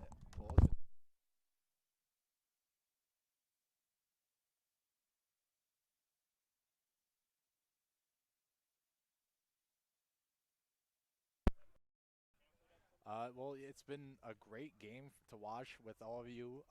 It's a great feeling to get the win in the first home game, to be able to come out and shine like they did today. The bats well alive. The pitching looked great. They pitched in and out of trouble. But like me and John talked before, Weinbull, the big bat, doing what he always has done in his whole career. Santi, who's kind of trying to develop into this ace, with the loss of Vince Taylor. Was a big blow for this Scarlet Raider team, but Santi's really jumping in and giving it his all with what he's done. But yeah, it's been a pleasure here. We'll take a moment here. I'm going to step out, though, as we try and see if we can grab Mike Weinbull to have a quick post-game interview. John will stay on the call, but that's all she wrote for me. So stay tuned for the post-game interview, as we have, in fact, grabbed Mike Weinbull. And, yeah, just one moment here.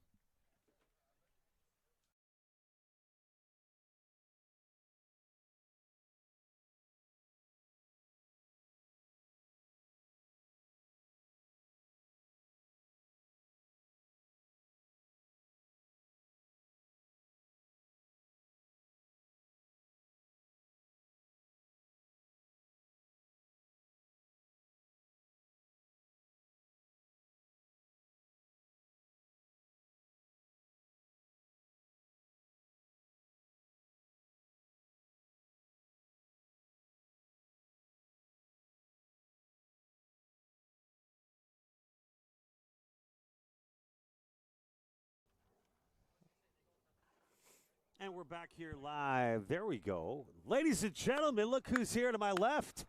It's the senior shortstop, Mikey Weinbull. Mike, thank you so much for joining us here today. I think before we kind of unpack where you're at this season, important to come back with a win here today, win this year against Centenary, and tough doubleheader loss, but tell me what it's like to get back here on a little home cooking against a team like St. Elizabeth, who you beat last year, but and another good performance by you. How important is it for just the overall morale of the team? Yeah, no, it's definitely important. We got a lot of guys that can swing it, and I think we're going to piece it together and eventually be a very winning team. Another couple of hits for you today as you continue to develop and produce at the plate. How important is it for you to kind of establish your identity as the leader of this team, heading down to a big kind of important trip to Florida? Yeah, I mean, I try not to think about the leading thing. I think it just kind of comes by example and just kind of, let everybody kind of follow me and just hope that it works out that way. I know you've been at it this year for quite a while. It's really the first time we've gotten a chance to see you. You lose a couple of strong pieces to graduation like happens every year. The Recchia brothers, Dario, Rosado, to name a few. What do you think about the current iteration of this team? We got to look at a bunch of your freshmen on the hill today. Just talk us through about where you think the team is at this stage of the season. Yeah, we got a lot of young talent that I think can go deep into games, pitching-wise, hitting-wise. I think we got a lot of young guys that are eventually going to pan out and do great things, and I think right now we just got to keep piecing away and go game by game. Tell me a little bit about Santi's performance today. 5 strong innings. Not the biggest guy, not the strongest guy, but he's efficient out there. Mix up his pitches really well. Has great placement. Great guy to have in the roster. Yeah, absolutely. He's the man. He just pounds his own all day and trusts us to make plays, which is awesome. It's a lot of fun to play behind him. And how important has this trip been in the past for you down in Florida? Get some warm weather and kind of bond as a team. What does this trip mean to you that's coming up? It's definitely very good for the team. A lot of team bonding, a lot of games, a lot of chemistry gets built in Florida, I think, a lot of times, which is good.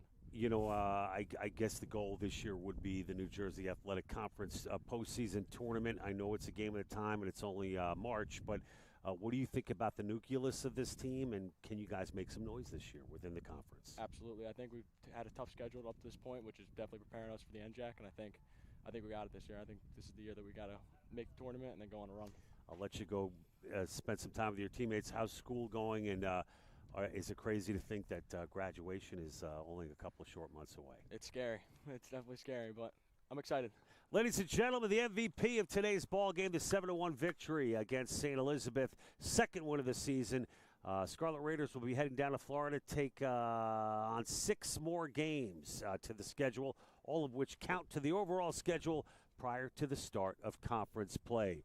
Our MVP today, the shortstop Mike Weinbold, great unassisted double play, by the way, and a couple of big hits today for Mike as well. We wish you did well down in Florida. Congratulations on the win, and we look forward to seeing when you get back. Thank you. Appreciate Mike it. Weinbold, the MVP of today's game, 7-0 the final. We'll be back with more season coverage once these guys get back from Florida. Until then, on behalf of Jalen Event, Ali Miller, Ryan Anderson, Mary Stadelmeyer, Laura Leonard Dooley, I'm John Heffernan. Good night, everybody. We'll see you next time.